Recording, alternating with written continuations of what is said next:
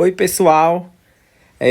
Como ficou definido, né, devido à votação que teve no grupo, a nossa aula de hoje vai ser no modo gravado também, né? Vocês já vão estar assistindo aqui.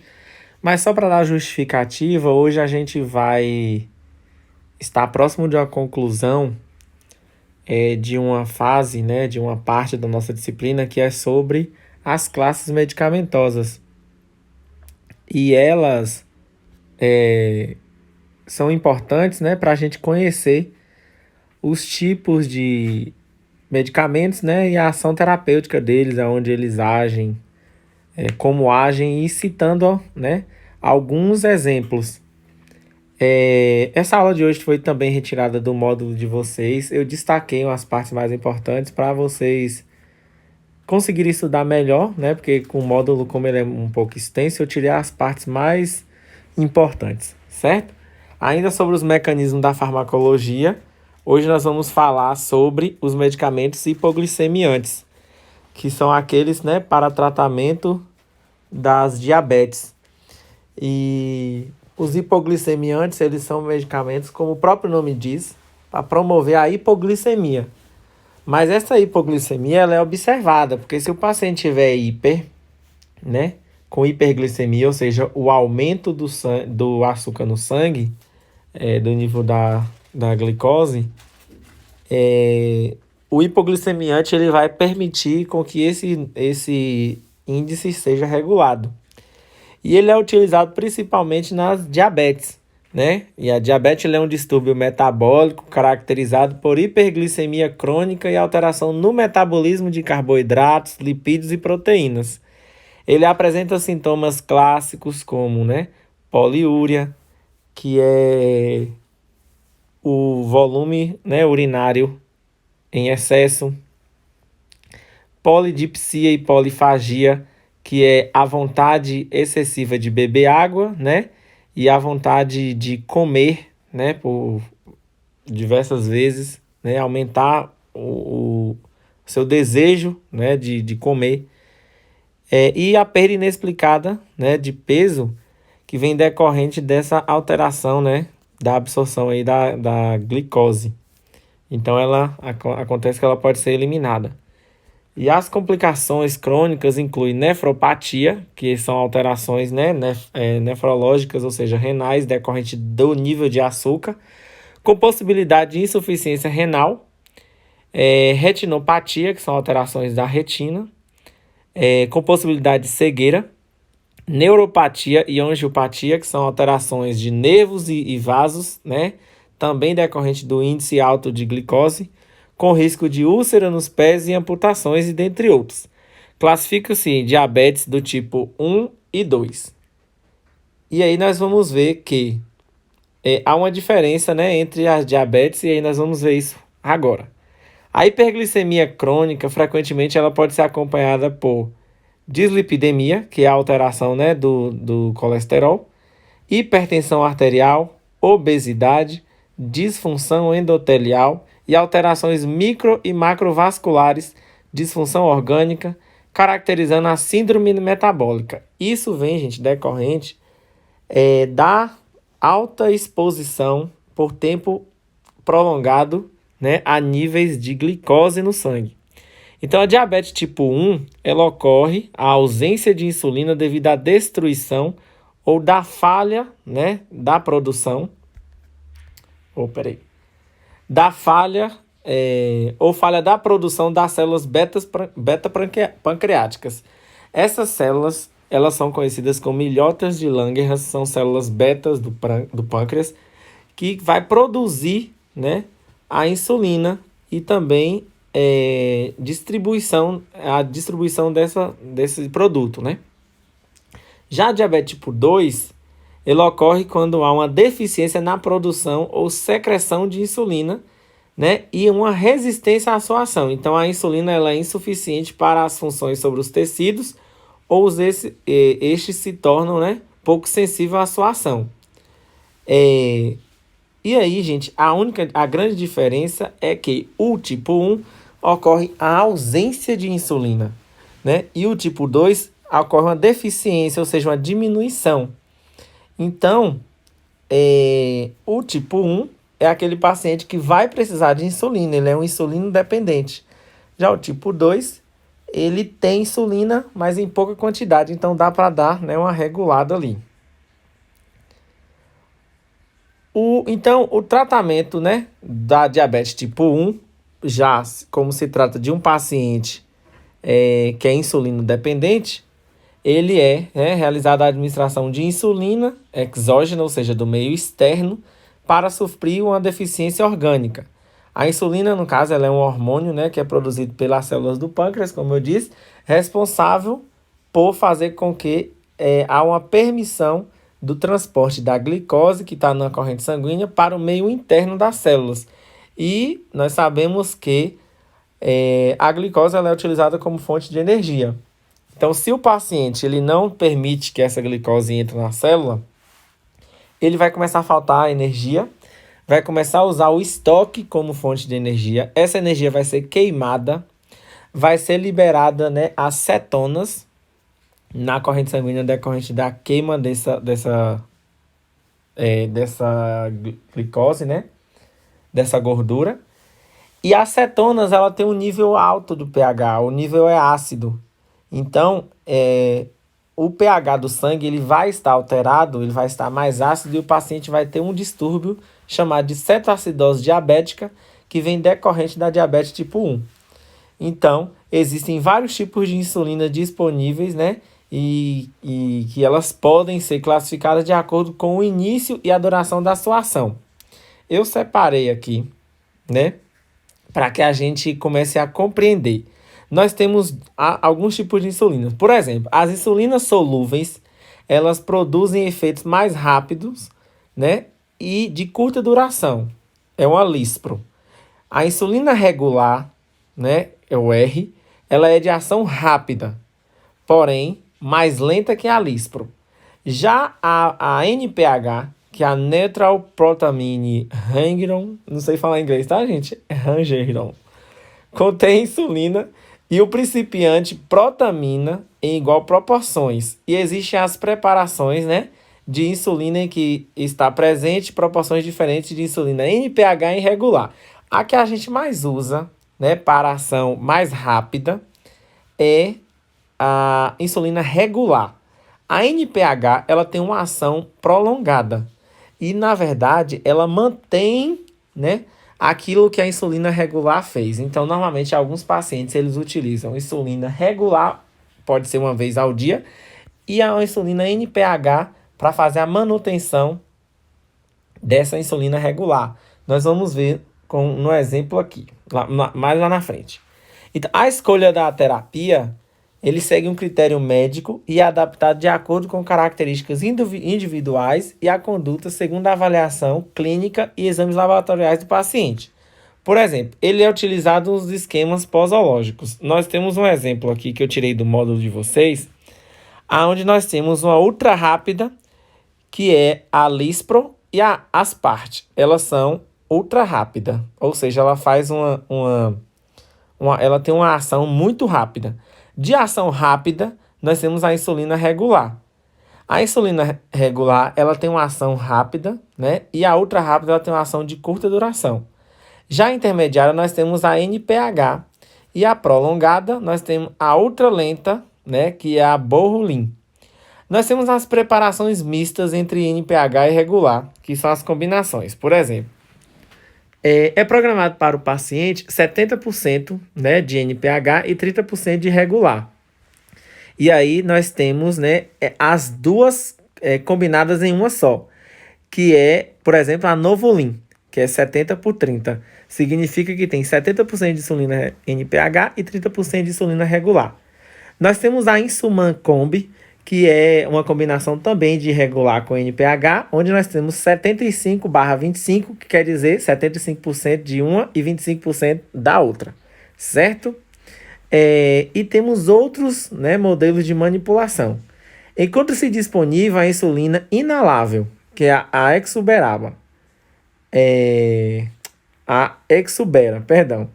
Ela é de ação rápida, né, que serve para prevenir ou corrigir picos de hiperglicemia em estudos, né? Vão ser encontrados em diversos estudos, que as insulinas em gel, elas para ser administradas em via nasal, e essa eu nunca vi, ok? Eu não sei se é porque, eu acredito que sim, por eu trabalhar em um hospital do Sistema Único de Saúde, a gente tem, né, não é que é tudo básico, mas nós temos o básico, mas que resolve tudo. E os pacientes que chegam lá com essas insulinas combinadas, essas insulinas de preparações mistas, a gente percebe que são pacientes que têm uma condição financeira maior. Diferente do paciente que não tem condição financeira nenhuma, que ele usa a insulina que disponibilizada no posto mesmo e que não é essa insulina de preparações mistas, certo? Já o tratamento da diabetes tipo 2, ele é realizado por medicamentos denominados antidiabéticos orais ou hipoglicemiantes. E a insulina, quando necessário, né, ela pode ser utilizada visando melhorar os níveis de glicose quando o controle alimentar, né, e modificações no estilo de vida não apresentam resultados.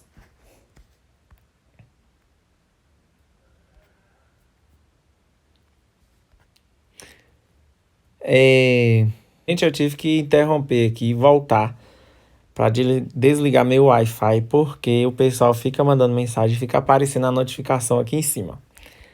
Mas deixa eu ver se eu concluí. Isso aqui eu concluí.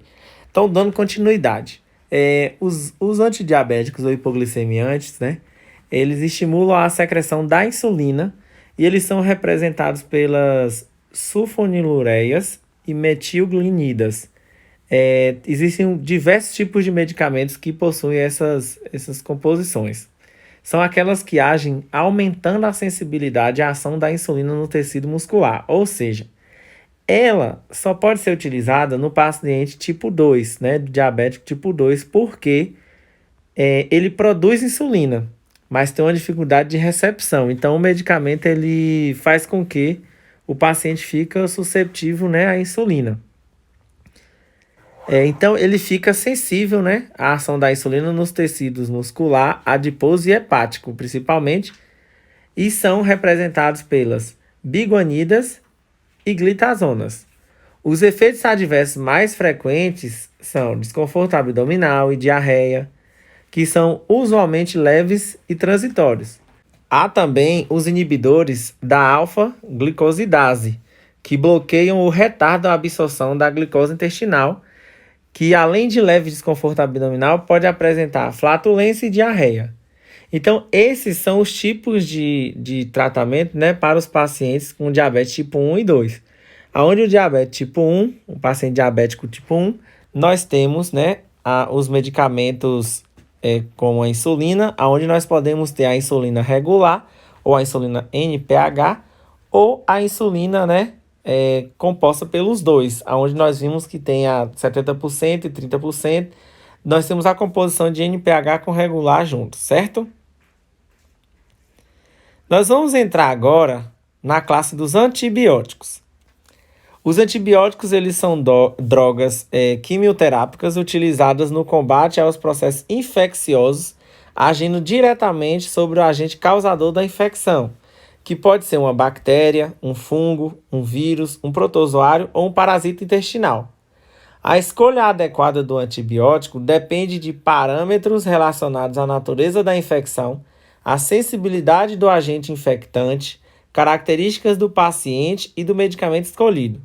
Deve ser feita com o maior benefício ao paciente, minimizando os riscos de efeitos indesejados e evitando interações medicamentosas. Nós temos, gente, diversos tipos de antibióticos e eles podem causar reações diversas, né, diversificadas nesse paciente. Nós temos, por exemplo, o ciprofloxacino, que é um tipo de antibiótico que ele causa... na verdade, tem muita gente que é hipersensível ao ciprofloxacino. E só descobre quando vai fazer uso. Ele causa muito prurido no local de infusão, principalmente se for venoso. Então, esses pacientes que são sensíveis, né, a alguns antibióticos, normalmente eles são feitos com uma combinação melhor dessa administração. E é pensado um antibiótico que não cause tanto prejuízo, né, para ele, no caso, para o paciente. E aí, o que é levado em consideração? Conhecer a flora infectante habitual das principais infecções e a sensibilidade aos antibióticos, elas são informações importantes, né, para a escolha do antibiótico que vai ser usado no tratamento do paciente. E isso a gente chama de identificação e antibiograma. O antibiograma é uma espécie de lista de antibióticos que o agente é sensível a eles ou resistente. E aí, com essa lista, fica fácil, né, acrescentar ou descartar antibióticos no tratamento. Os antibióticos dividem-se em antibacterianos, antifúngicos, antiparasitários e antivirais. Nós vamos iniciar, né, com os antibacterianos. Os antibacterianos, eles são substâncias dirigidas contra bactérias para o tratamento e a cura de processos infecciosos. Então, ele tem uma ação direta a bactérias. E nós temos diversos tipos de bactérias e vocês vão ver aqui agora, ó. Por exemplo, nós temos os antibióticos, né, que são à base das penicilinas, que são pertencentes ao grupo das beta-lactâmicos, que são derivados do fungo Penicillium notatum. Ou seja, as penicilinas, elas são originadas através de um fungo, desse fungo que eu acabei de citar, e que é modificado quimicamente para que ela possa combater, né, a sua proliferação. Então, eles derivam, né, muitos produtos semissintéticos com as mais variadas características e espectro de ação. São ativas contra cocos gram-positivos, bacilos gram-negativos e alguns bacilos gram-positivos. O que é só, eu não sei se vocês lembram de biologia ou microbiologia, mas essas bactérias gram-positivas e gram-negativas, o que difere é o modo de proliferação delas. Tem algumas que elas se proliferam com a potencialização de oxigênio e outras não. Não precisa de oxigênio para se proliferar.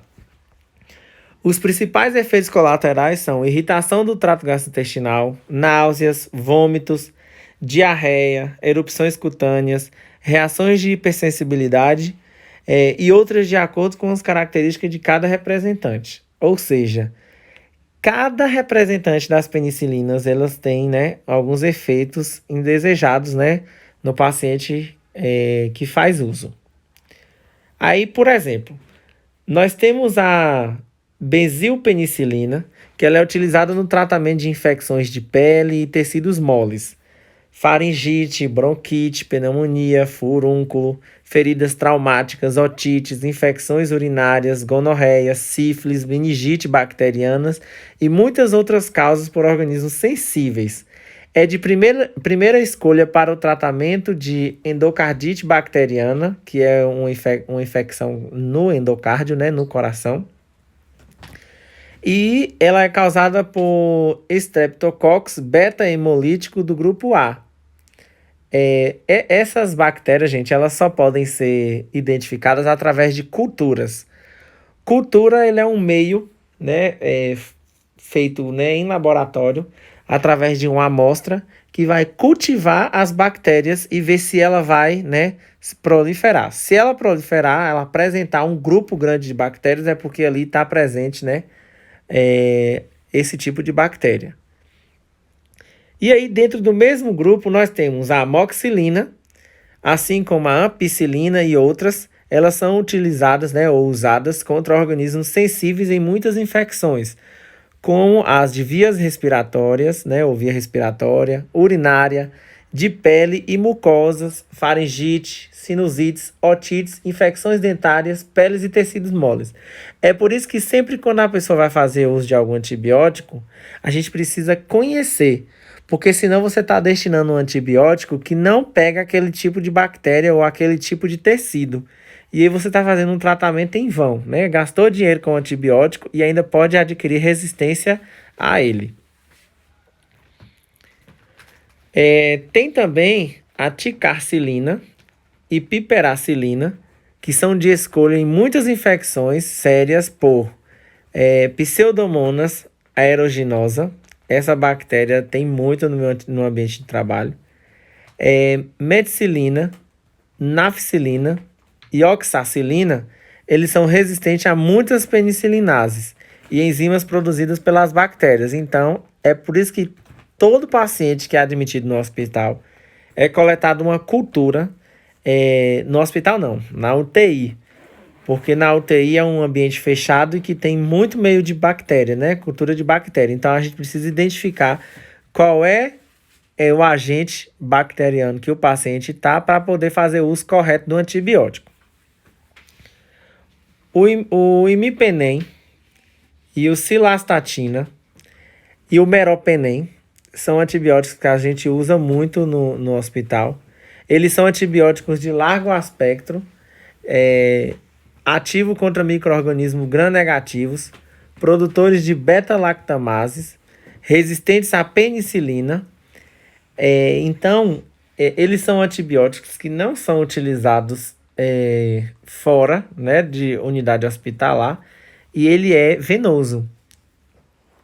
A Aztreonam, que é um antibiótico resistente à maioria das beta-lactamases, ativo contra as pseudomonas, as Neisseria meningitidis e as Haemophilus influenza. Só para constar, gente, esse conteúdo de antibióticos, ele é um conteúdo chato. Ele é um conteúdo complexo e que ninguém consegue aprender ouvindo alguém falar assim.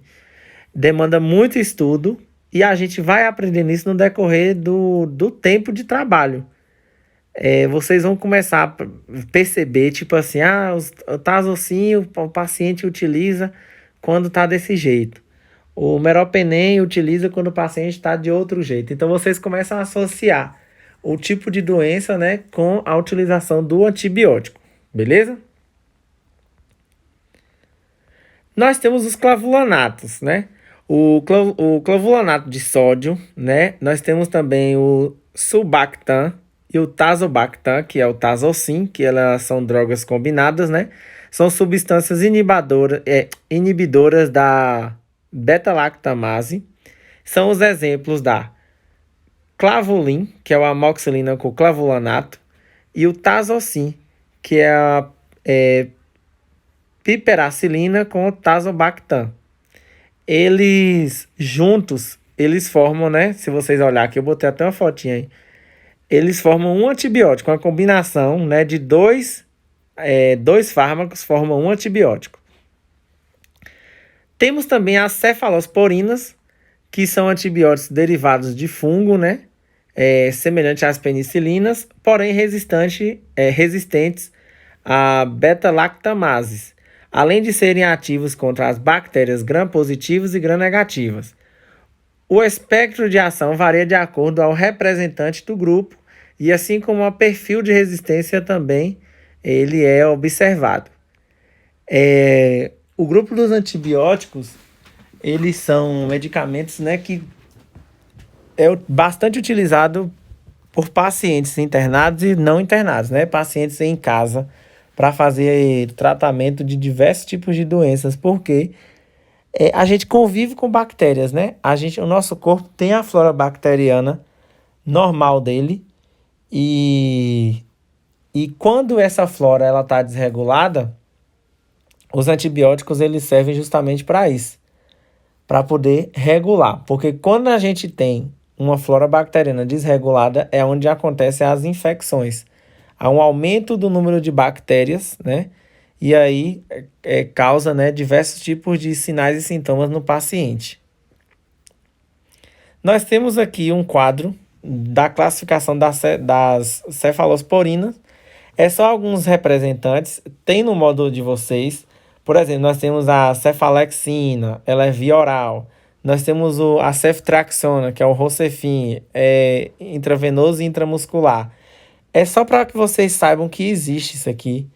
Esse grupo de primeira geração, segunda geração, terceira geração e quarta geração. E qual é a via de administração. Lembrando que nas prescrições normalmente vem e também no frasco, né? No frasco ampola também vem o tipo de local, né, de administração desses antibióticos. As indicações dos antibióticos, eles variam de acordo com as características de cada medicamento, né? Cada antibiótico. Mas, em geral, trata infecções respiratórias, urinárias, de pele, de tecidos moles, de orofaringe, feridas cirúrgicas, dentárias, sinusites, DSTs, infecções gastrointestinais e muitas outras de acordo com o perfil de sensibilidade. Agem de forma semelhante às penicilinas e perfil parecido de efeitos colaterais. O paciente com infecção, ele tem, né, um quadro de febre, aumento de frequência cardíaca, principalmente do paciente séptico, né, paciente que está em processo de sepse. No decorrer do curso, vocês vão aprender isso lá mais na frente, na disciplina de emergência e UTI. Trata muito sobre sepse. Nós temos outros tipos de antibióticos, que são os macrolídeos, que são antibióticos que inibem a síntese de proteínas pela bactéria, e seus principais representantes são a eritromicina, a azitromicina e a claritromicina. A eritromicina apresenta atividade contra bactérias gram-positivas, gram-negativas, micoplasma, ureaplasma, clamídias, treponemas. Gente, esses nomes são muito complexos. Os Clostridium, gente, essa bactéria Clostridium, ela causa infecções intestinais, onde o paciente fica com uma diarreia horrível, horrível. É mais do que uma diarreia comum causada por uma bactéria besta, né? O paciente fica de isolamento e contato, inclusive. São os antibióticos de escolha para pacientes alérgicos, né, às penicilinas, para o tratamento da endocardite bacteriana pelo estreptococo beta-hemolítico do grupo A. Beleza? Vixe, quase que eu saio aqui do negócio. Já a azitromicina, ele é um antibiótico de largo espectro, agindo contra as bactérias gram-positivas, algumas gram-negativas, micoplasma, clamídias e outras bactérias, outros tipos de toxoplasma, né, que é o protozoário, algumas influenzas, né, pneumonias, e agora mesmo a gente usa a azitromicina, né, contra a Covid-19. Na verdade, não é para tratamento do vírus. Ele é para tratamento da pneumonia causada pelo vírus, né, que é a infecção bacteriana pulmonar. A claritromicina apresenta largo espectro de ação e semelhante aos outros representantes do grupo associado à amoxicilina e ao omeprazol, que é para não apresentar, né, distúrbios gastrointestinais e porque é o principal efeito colateral, que é o tratamento, né, que é o aparecimento a potencialização da úlcera péptica. Então, eles atuam junto no tratamento da úlcera, causado pela bactéria H. pylori.